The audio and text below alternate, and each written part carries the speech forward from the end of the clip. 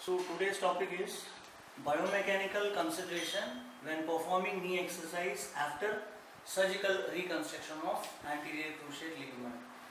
So we have already discussed the anatomy, biomechanics, mechanism of injury, some special tests of anterior cruciate ligament. Okay, now we will be discussing about the exercise. What exercise you will perform and how you will perform, and what are the do's and don'ts after surgical reconstruction of anterior cruciate ligament. So before going to topic, I would like to brief some mechanics of anterior cruciate ligament, attachment and mechanics. You know the attachment of anterior cruciate ligament. It is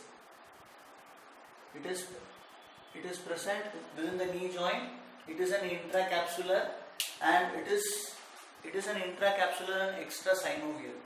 It is an intracapsular and extrasynovial, and it is attached. Attachment is it is attached within the, that is impression within the tibial condyle, the superior plateau of the tibial condyle.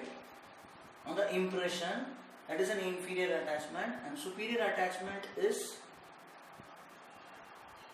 what is this? This is femur, thigh bone, and this is tibia. This is what is, suppose if you take this as a right side knee joint, clear? This is patella, clear? So this is lateral condyle, medial surface of lateral condyle, clear? This is the attachment of anterior cruciate ligament. So it runs, that is, this is inferior attachment on the tibial plateau.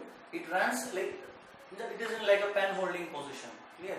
It runs upward, superiorly, laterally and posteriorly, and it is attached to the medial surface of the lateral condyle. So, and it has two bands. Now we have already discussed. It is having a fibrous collagenous connective tissue. It is made up of fibrous collagenous connective tissue, and it is having, this is AP view, and I will draw the lateral view also. So this is lateral view. Okay. So this is anterior, this is posterior. It has two bands.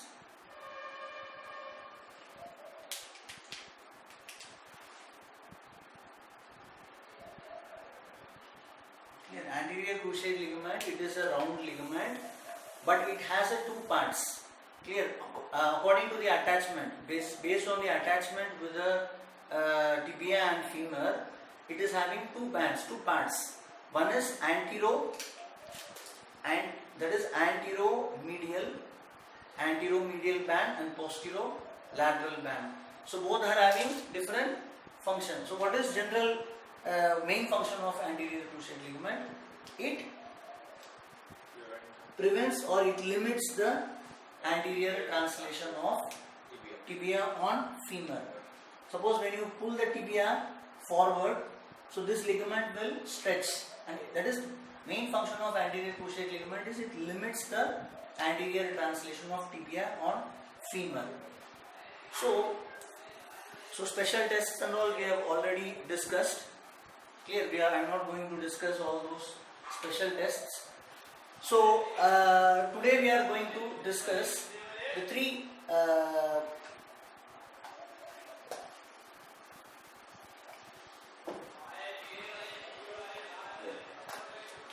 so the anterior cruciate ligament, it does not the complete rupture or complete lesion, complete injury of the anterior cruciate ligament, it does not heals by its own.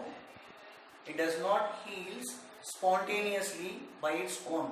So in complete anterior cruciate ligament injury, a surgical repair is must. But at the same time, physiotherapy, physiotherapy rehabilitation is an important, it is an essential component. Physiotherapy exercise, post-surgical I am talking. Post-surgical, the physiotherapy rehabilitation is essential component for successful repair of ACL. Clear? So there are three universal goals. There are three universal goals in treating the patient post-surgical. After reconstruction of ACL, there are three universal goals. First is to improve the strength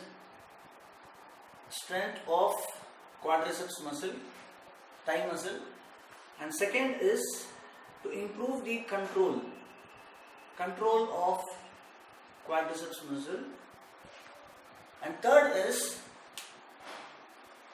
normal activation, to improve the normal activation of the muscles around the knee joint. Normal activation of muscles around the knee joint. These are the normal activation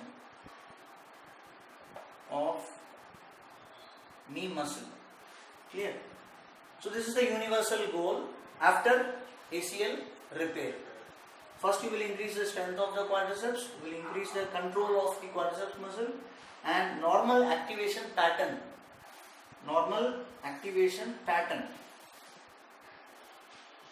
of knee muscles. These are the universal goal. So what benefit the patient gets after these, if he gets improved strength and improved control of the muscle, what benefit he gets? First is the muscular stability, the knee joint stability increases. Clear? And second is safeguard, to increase the safeguard, or it helps.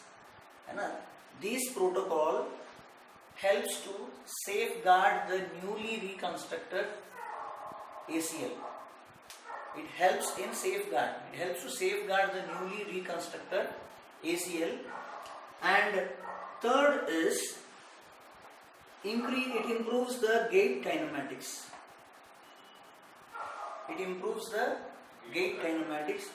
And fourth benefit is it limits it prevents or it limits the re-injury of the ACL. And fifth one is it helps in preventing the re-injury. And last one is it limits the deterioration. Clear? Deterioration of the knee joint. Clear? Usually post ACL injury, possibilities of the osteoarthritis knee, this possibility is maximum after ACL injury. So that it limits the deterioration of the knee joint. Clear? So these are the 5 benefits the patient gets after exercises. After exercises in ACL reconstruction. What is first? It increases the muscular stability. And second is safeguard the newly reconstructed ACL. And third is it improves the gait kinematics. And fourth is it prevents re-injury. And it protects the joint from re-injury. Clear? And fifth one is it limits the deterioration of the knee joint. So these are the 5 benefits the patient will get after exercise. So next is we have to, usually after ACL injury or after reconstruction of ACL, there will be 3 problems. Patient will have 3 basic problems. First is the patient will have inhibition, quadriceps inhibition. And there will be reflex inhibition of quadriceps. You know what is reflex inhibition? What is the mechanism of reflex inhibition? Okay. So this is the first problem. And second is weakness of quadriceps muscle. And third one is atrophy of quadriceps muscle. So these are the 3 basic problems which the patient will face after ACL injury or after reconstruction of ACL. So the main aim is to prevent these three things. Now, that is the main concern after ACL reconstruction. So what you will do? So what you will be doing now? So you have to go for strengthening exercise of the quadriceps. You have to go for strengthening exercise of quadriceps, which will offer a significant resistance of the quadriceps muscle. You have to strengthen the quadriceps muscle, which will offer the significant resistance of the quadriceps muscle, clear, and improve and it will result in hypertrophy of the muscle. And when you are giving resistance exercise for quadriceps muscle, significant resistance will improve the hypertrophy of the muscle. At the same time, you should not damage. Simultaneously, you should not damage the newly reconstructed ACL graft. Clear? What you will do first? You will strengthen quadriceps muscle, because in the quadriceps there is what problem patient is having? Weakness of quadriceps, atrophy and inhibition of the quadriceps muscle. So your main aim is to strengthen the quadriceps muscle and improve the strength of the quadriceps muscle, but at the same time you should not damage the newly reconstructed ligament graft. Clear? So how you will do this? You know what is the function of quadriceps? Extension of knee joint. Bas, enough. That's all. Main function. So this is, see, suppose this is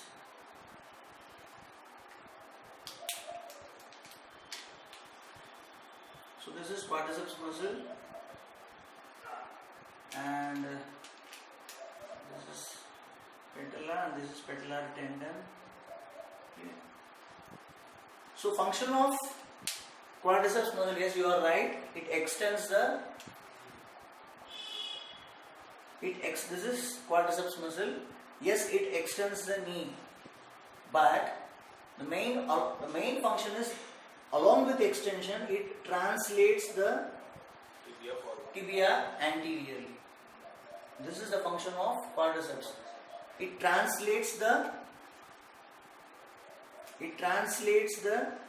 tibia anteriorly, or it translates the femur posteriorly. This is the function of quadriceps muscle.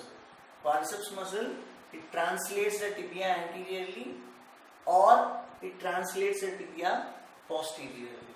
Clear? So the strong contraction of quadriceps will result in greater translation of tibia on femur. Strong contraction of quadriceps will result in greater translation of tibia anteriorly. So what will happen? This should be avoided. Post-surgical, after reconstruction, strong contraction of quadriceps muscle should be avoided, because you know the attachment of anterior cruciate ligament here. So this is the attachment of anterior cruciate ligament. Clear? When the quadriceps muscle is contracting strongly, then what will happen? Tibia will translate anteriorly, which will stress the constructed. It may damage the newly reconstructed ACL. Clear? So this should be avoided, especially in the early phase of rehabilitation of ACL after ACL reconstruction. Early phase of rehabilitation, you should avoid strong contraction of quadriceps muscle, because it is translating the tibia anteriorly or it is translating the femur posteriorly. If femur is moving posterior or if tibia is moving anterior, there will be strain in the newly reconstructed ACL, which should be avoided in the early phase. This is first point. Second is, there are, I'll explain you the two-part principle. The two-part principle, we are going to discuss the two-part principle, which helps to understand how the activation of knee muscles alters the tension in the anterior cruciate ligament. First is how the activation of the knee muscles will alter the tension in the anterior cruciate ligament. Clear? First principle is clear.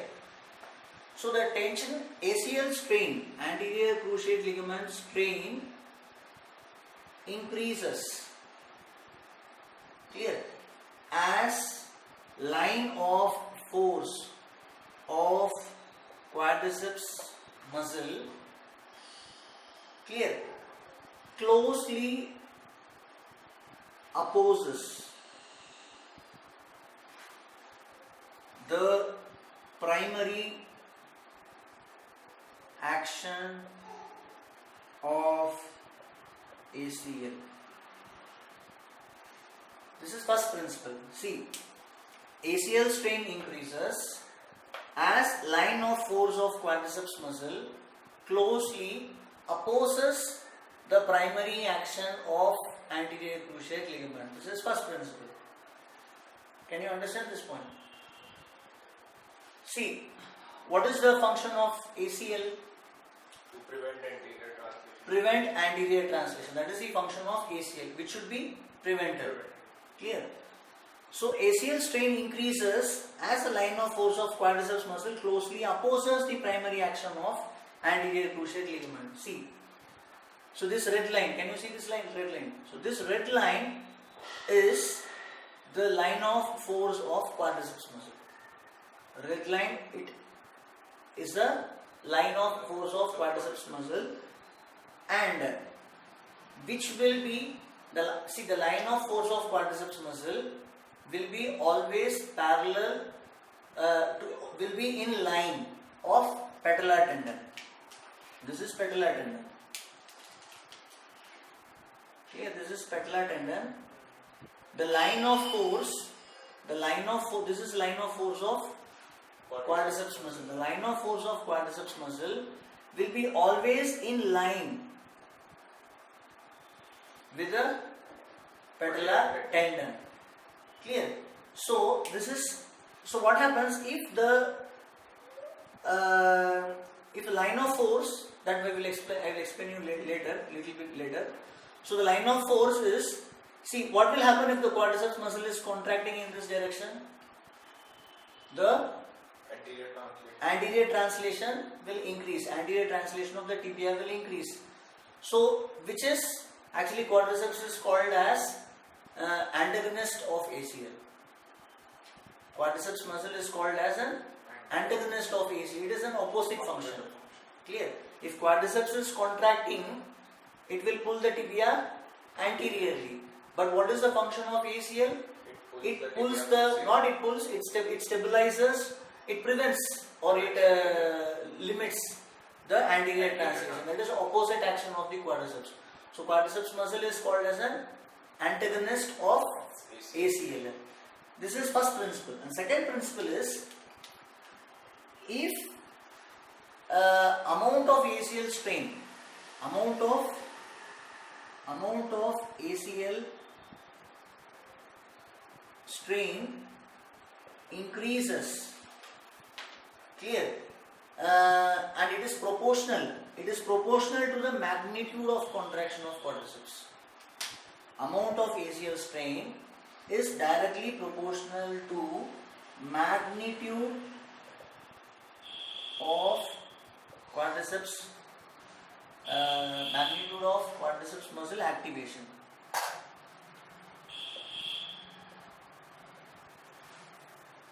That is, if the contraction of quadriceps is, if you give more resistance, there will be more strain on the AC. anterior cruciate ligament. If you give less resistance to the quadriceps, then there will be less strain on the ACL. That is the meaning for second point. Clear? Amount of ACL strain is directly proportional to the maximum magnitude of the quadriceps muscle activation. Sir एक doubt है कि अगर हम resistance provide करते हैं, that means we are preventing the anterior transmission of tibia. So वो तो See, if you give more resistance, more strain. If you give less resistance, less strain. I will explain in this graph. You will understand. So first is ACL strain. First point is ACL strain increases as line of force of quadriceps muscle closely opposes the primary action of ACL. I will explain this graph, then you will understand. So this graph, can you see this graph? So on x-axis I had mentioned knee flexion angle, and in y-axis I had mentioned ACL tension in Newton. Clear? So you can see with the knee in full extension, with the knee in complete, and what is this red line? Red line represents the tension in anterior cruciate ligament,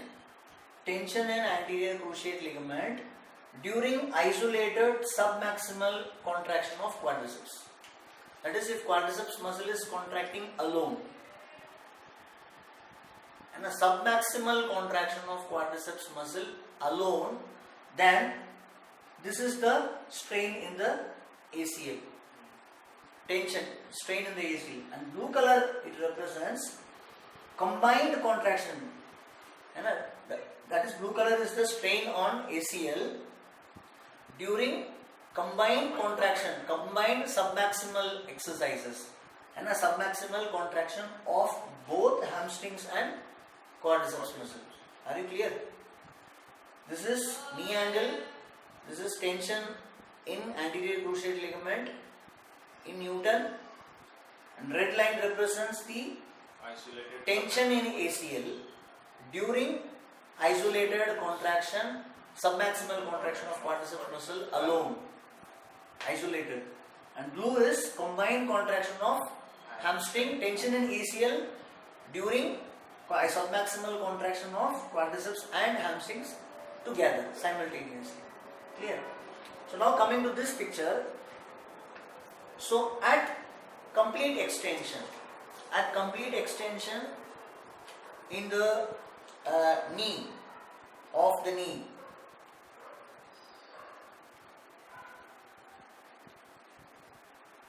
see, at complete extension, clear, the line of force, what I have told, the line of force of quadriceps muscle will be parallel to the patellar tendon.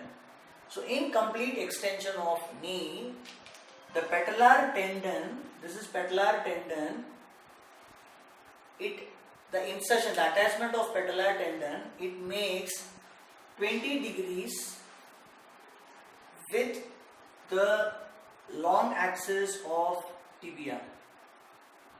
This line is long axis of tibia. Clear? So the